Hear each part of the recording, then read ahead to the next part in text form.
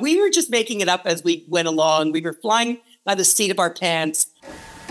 You had to just kind of figure it out on your own. I borrowed a camera from Much. I didn't know how to shoot. One of the greatest charms of early MuchMusic is that it looked cheap, because it was cheap, and we loved it, and we embraced it, and so did the audience, because it was real, and it was honest, and like nothing anybody else was doing at the time. Because the place was wild and woolly and free. You know, people describe it as being raw, unscripted, improvisational, and that's exactly what it was. I would hand the camera to a kid and say, here, you film this. Entirely unscripted. I could do and say whatever I wanted, and there were a lot of hours to fill. I miss MuchMusic every day. I miss all the people that I worked with there. It truly was a Canadian cultural icon.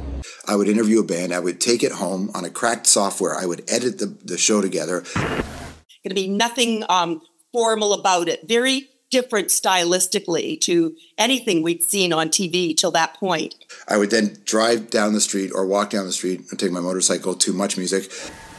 MuchMusic at that time was the only place that had videos and interviews played coast to coast. Yes, there was no internet back then.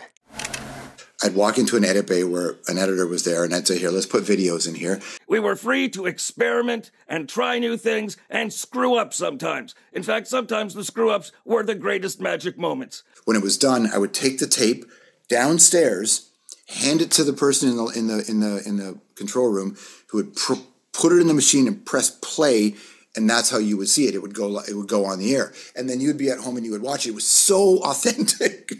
It was crazy that we got away with it.